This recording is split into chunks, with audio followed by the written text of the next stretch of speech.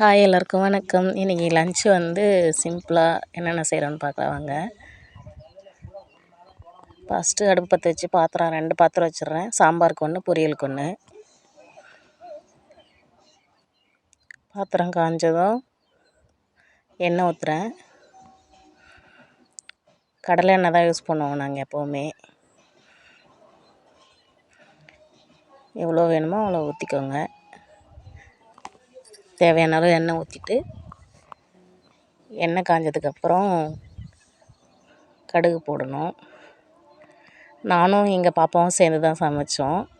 அவள் தான் எனக்கு ஹெல்ப் பண்ணா கூட. நானும் செய்வேன் அப்படின்னு சொல்லிட்டு இன்றைக்கி லீவு சண்டேனால அவளும் என் கூட சேர்ந்துட்டு நானும் செய்கிறேன் அப்படின்னு சொல்லிட்டு அவள் தான் செஞ்சிட்ருந்தா கூடவே.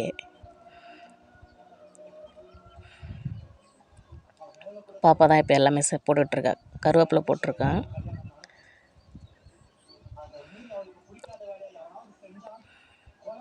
அதுக்கப்புறம் வெங்காயம் போட்டு வதங்கினதுக்கப்புறம் நல்லா வதக்கிக்கிறேன்.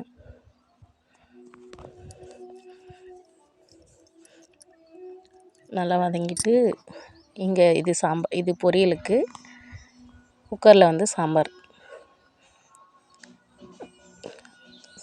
வெங்காயம் போட்டுக்கிறேன்.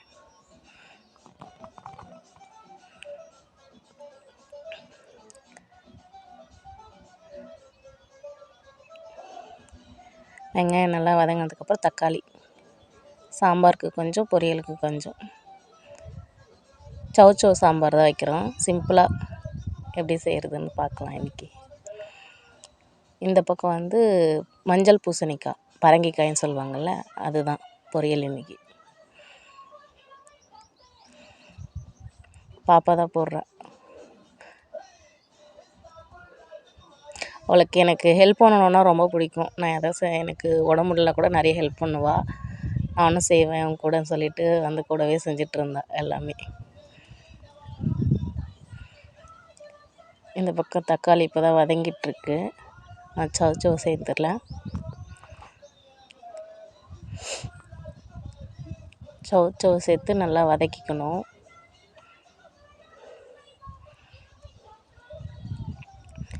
இந்த சைடு பூசணிக்காய் தண்ணி விடக்கூடாது. அப்படியே எண்ணெயிலே வதக்கிட்டே இருக்கணும். அதிலேருந்தே நிறைய தண்ணி வரும்.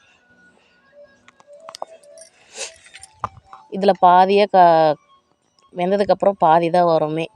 இப்போ நிறைய இருக்கிற மாதிரி இருக்கும். அதில் இருக்க தண்ணி எல்லாம் வற்றிடுச்சுன்னா பாதி தான் கிடைக்கும். பாப்பா நான் கிண்டரை கொடுங்கன்னு சொல்லிட்டு வாங்கிட்டு அவளால் பண்ண முடியல. அப்புறம் என்கிட்டயே கொடுத்துட்டா, நீங்களே பண்ணுங்க அப்படின்னு சொல்லிட்டு.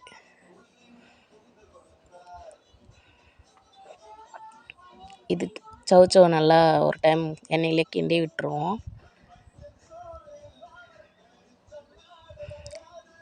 பூசணிக்காய் நல்லா பரட்டி விட்டுட்டு எண்ணெயிலே அப்படியே பரட்டியே இருக்கணும். அப்போ தான் நல்லா வேகும் எல்லாமே. உப்பு போட்டுக்கலாம். 2த்துக்கும் எவ்வளோ தேவையோ உங்களுக்கு அவ்வளோ போட்டுக்கோங்க. அப்புறம் மிளகாத்தூள். இது வந்து நாங்கள் வீட்டில் அரைச்ச மிளகாத்தூள் எல்லாமே போட்டிருக்கோம். அதில் குழம்பு மிளகாத்தூள். உங்களுக்கு காரத்துக்கு ஏற்ற மாதிரி போட்டுக்கலாம். நான் வந்து பொரியலுக்கு 3.5 ஸ்பூன் போடுறேன். சாம்பாருக்கு வந்து 2 ஸ்பூன் போட்டேன். அப்புறம் மஞ்சத்தூள் ஒரு 1/2 ஸ்பூன் போட்டு நல்லா கிளறணும்.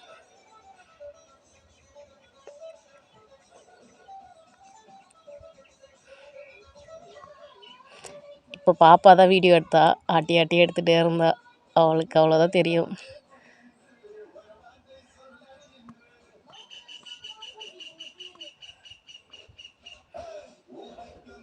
நல்லா கிளறி விட்டுட்டு அதுக்கப்புறம் சாம்பாருக்கும் நல்லா கிளறி விட்டுட்டேன். எண்ணெயிலே வதக்கிட்டு கொஞ்சம் நேரம் இந்த மிளகாத்தூள் வாசனை நல்லா போகணும். நல்லா எண்ணெயிலே கொஞ்சம் நேரம் வதக்கிட்டே இருந்தோம்னா போயிடும். அப்புறம் தண்ணி ஊற்றிக்கிறேன். சாம்பாருக்கு கொஞ்சம் நேரம் தண்ணி ஊற்றி கொதிக்கட்டும். அப்புறமா பருப்பு கடைஞ்சி ஊற்றலாம். பருப்பு நான் முன்னாடியே வேக வச்சு எடுத்து வச்சுருக்கேன். பூசணிக்காய் கொஞ்சம் நேரம் விட்டு நல்லா பரட்டி விட்டுட்டே இருக்கணும். அப்போ தான் நல்லா எல்லாமே வேகும். இன்னும் கொஞ்சம் நேரம் கழிச்சு பாருங்கள் எவ்வளோ தண்ணி இருக்கணும் அதில், அவ்வளோ தண்ணி வரும். இப்போ பாருங்கள் எவ்வளோ தண்ணி இருக்குன்னு. இது நான் தண்ணி கொஞ்சம் கூட விடவே இல்லை, அதில் இருந்த தண்ணி தான், அந்த காயிலேருந்து அவ்வளோ தண்ணி வந்திருக்கு. அந்த தண்ணியெல்லாம் ஃபுல்லாக வற்றினதுக்கப்புறம் அப்படியே காய் வந்துடும்.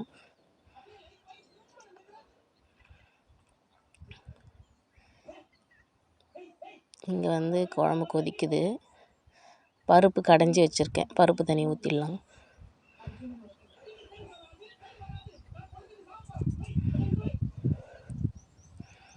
அது கொதிக்கட்டும் சாம்பார். இது வந்து ரெடி ஆயிடுச்சு, பூசணிக்காய் ரெடி ஆயிடுச்சு. கொத்தமல்லி தூவி இறக்கிடலாம் கிளறி.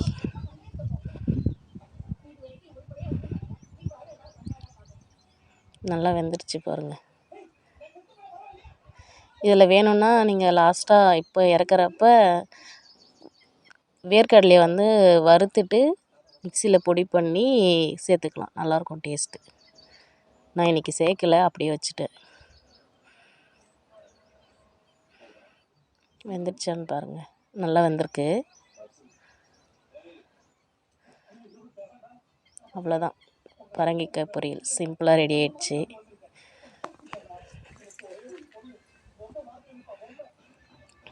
ஸ்டவ் ஆஃப் பண்ணிவிட்டு மூடி வச்சிடலாம்.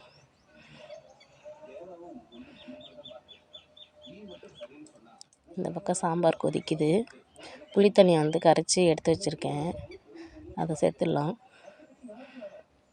சேர்த்துட்டு கொஞ்சம் நேரம் கொதிக்கட்டும். எங்கள் பாப்பாவுக்கு இப்படி சாம்பார் கொஞ்சம் தண்ணியாக இருந்தால் தான் பிடிக்கும், அதனால் இன்றைக்கி அவளுக்கு பிடிச்ச மாதிரி வச்சுருக்கேன். கொஞ்சம் நேரம் கொதிச்சதுக்கப்புறம் அப்புறம் ஆஃப் பண்ணி இறக்கிடலாம், அவ்வளோதான்.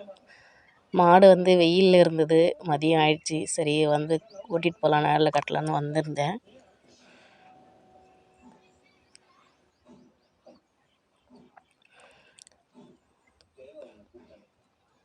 இங்கே பக்கத்தில் நிலத்துல கட்டியிருந்தோம், இப்போ மாட்டுக்கொட்டைக்கு ஓட்டிகிட்டு போகிறோம்.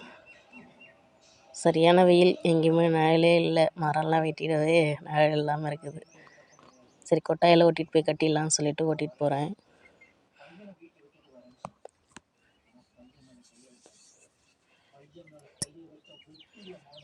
இங்கே மோட்ரு விடுறது தண்ணி இருந்துச்சு, சரி குடிக்குமோன்னு காட்டினா குடிக்கவே இல்லை. சில டைமில் மதிய டைமில் குடிக்கும், இன்றைக்கி குடிக்கல, ஓட்டிகிட்டு வந்துட்டேன்.